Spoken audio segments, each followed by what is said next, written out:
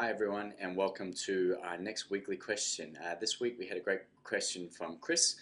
She wanted to know that is there an issue with eating late at night, and will it affect your weight loss? And I just wanted to break it up in a few points and answer that for you, Chris. In terms of eating at night, and some of you eating late at night, so either getting home late from work or not planning your meals properly or putting the kids to bed first before you guys eat, there is a few things that we need to have a look at in terms of it affecting your weight loss if that's your key goal. In terms of eating throughout the day, planning your meals, everything else, everything still comes down to total calories. And if you can't read my writing, you're probably more than normal. In terms of your total calories, if you're tracking your calories and as a female you're staying around 1,200 calories, as a male anywhere from 1,500 to 2,000 calories in terms of working towards weight loss, then your total calories over the entire day is still the most important thing that you want to try and maintain and concentrate on. In saying that, there are a few things that affect how your body handles what you're eating and when.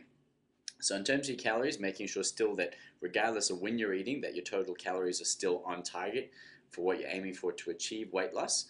The next part about that is, when do you need most of your energy throughout the day? Now, what most people tend to do wrong is in the morning they tend to skip breakfast, or they tend to have a really small breakfast because they're on the run, or they get up late, they'd rather have an extra 10 minutes of sleep, whatever it is, but they're not getting a big massive meal in there. Now, I know what I'm like.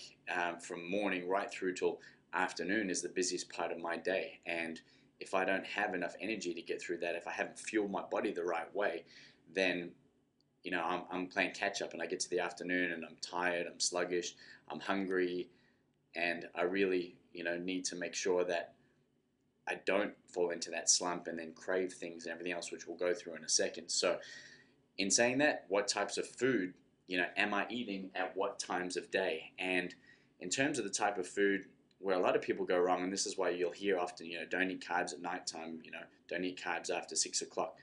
And the main reason why that is the case is because carbohydrates are an energy food.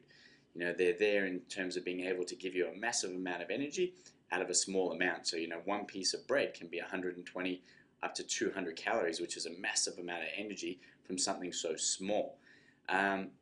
So by having that at nighttime and eating, a big bowl of pasta, a big bowl of rice, bread, pizza, whatever it is, you're consuming a massive amount of energy, and then you're telling your body to rest and go to sleep. So it doesn't really work that way. And also too, while it's resting and going to sleep, it's still now trying to process and deal with all that new energy you gave it. So, if you're trying to stick to a calorie cap and burning more energy than you're using throughout the day, then you want to make sure that you're not doing that, because otherwise, while you're burning that new energy you've just given yourself, you're not going to be burning what you should have for the day. So your net result won't be as good as it needed to be for the day. So that's a big part of why not to eat carbs at nighttime. So the types of foods that I would be eating at nighttime, I'd be concentrating on eating, more of a protein and a vegetable, like meat, salad, barbecue salad, roasts with, some good water-soluble vegetables like zucchini, bok choy, broccoli, rather than your starchy carb vegetables like your potatoes. Anything fried, obviously stay away from as well, but sweet potato is a better option if that's something that you're craving for. This time of year, as it's getting colder, soups, veggie soups, even if it's a minestrone, just take the pasta out of it. Still got a good tomato broth, lots of vegetables, so that's where I'd be aiming. In terms of what to eat at nighttime to make sure that you're still working towards your weight loss goal. The size of your meal is also another big part of that. Your body's trying to wind down, you're trying to head, into sleep mode throughout the night. So eating something that's, a massive amount of food is exactly the same thing as eating something that's very high in energy. Your body has to process that. Your digestive system has to process it. You need to, your body has to work in order to deal with that. Yes, it is working and burning a little bit of energy, but depending on what the meal was made up of, you're trying to go to sleep and your body's having to do all this extra work when it really shouldn't have to do that. So a lot of the time, people who have sleep apnea, people who say, I had a really bad night, I didn't sleep very well, most of the time you'll find it's because of the meal that you had at nighttime, or how late you ate that meal before suddenly you wanted to go down and sleep. So it's definitely a big part. So volume is another really important thing, as well as the types of food that you're eating. So that's why salad's great, because you can have, you know, a large salad, but it ends up, you know, once it's digested into your body, being a very small amount of substance that your body has to process. So that's why it's a lot better option. Same with water soluble vegetables compared to something a lot heavier. The other thing to be aware of, and I'm trying not to take up too much time here, is your hormones. All right, I briefly mentioned it in the beginning, but the bigger the gap is between your meals, especially mid-morning and afternoon snacks, so between breakfast, if you haven't had a good breakfast, and a good breakfast with carbohydrates and protein, and then you have a big break and you're not eating lunch till like 1 or 2 o'clock, naturally your body produces a hormone that craves carbohydrates. So you're going to get to lunchtime and suddenly you get this massive carb craving that you want to fill, and then at lunchtime you're having a much bigger meal than you probably need to because you haven't had enough for breakfast.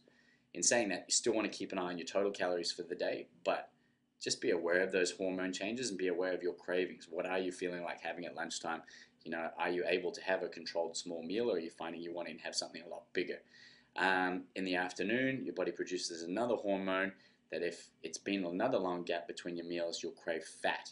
So that's why, you know, you get the 3 to 4 o'clock munchies. Most of the time it's a Tim Tam, a biscuit, you know, something that you can get a good amount of fat into your body as quickly as you can. It tends to be sugary things as well most of the time, because it's a quick, easy option for somebody to go and grab, and you know, your body will process it quickly, and you'll find before you know it, you've filled that craving. But by the time you get to dinner, you're only going to want even more, because you spike your insulin levels, and body's just, you know, in that whole craving cycle, which we want to try and avoid. Lastly, you know, the one thing that I would be really, really focusing on, especially at nighttime, a lot of people don't do this, especially when it gets really cold, is water. You know, for some reason in summer, it's barbecue, everyone's outside, daylight savings, they're drinking water, you're drinking mineral water, you're thirsty, you're still hot.